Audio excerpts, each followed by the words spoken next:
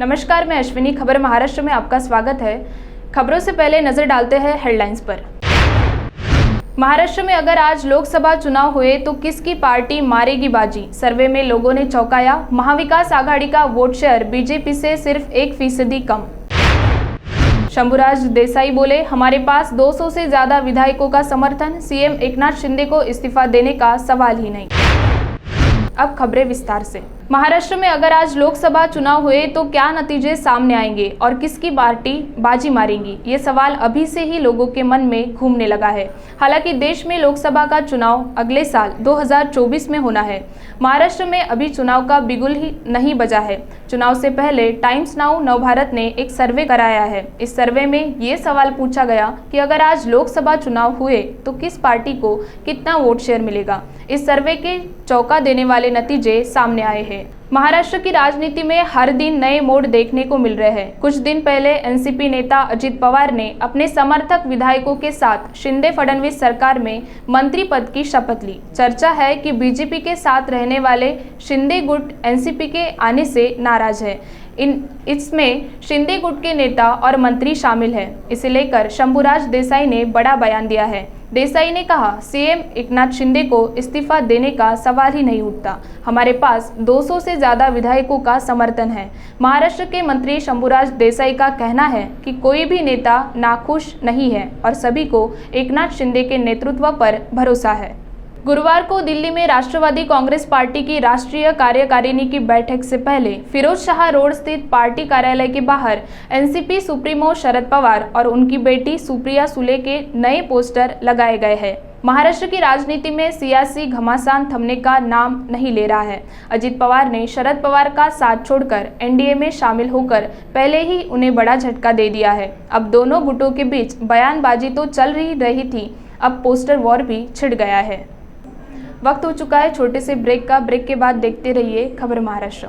महिला विकास स्वरोजगार बहुउद्देशीय संस्था नागपुर मेगा ट्रेड फेयर, जहां है 340 फीट बड़ा गेट, वो भी सेल्फी पॉइंट के साथ। हैंडलूम हैंडीक्राफ्ट एग्जीबिशन और amusement park, furniture, decorative item, dresses, imitation jewellery, food stall और सबके लिए ढेर सारी खुशियां ही खुशियां। साथ ही सबके लिए रोबोटिक एनिमल्स पार्क, तो देखना ना भूलिए।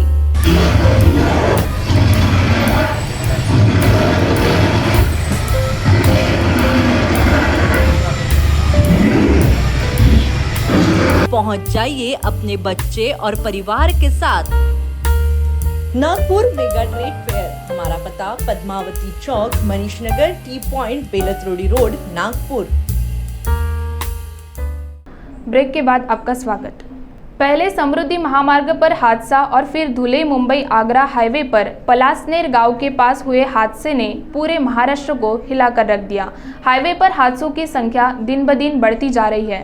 पिछले 4 वर्षों में धुले जिले में 2 राष्ट्रीय राजमार्गों पर 887 दुर्घटनाएं हुई। 278 लोगों की जान जा चुकी है।